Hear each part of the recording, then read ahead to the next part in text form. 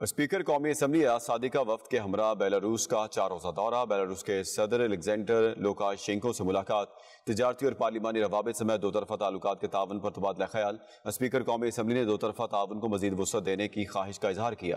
تفصیلات شاہد گھمن کی رپورٹ میں۔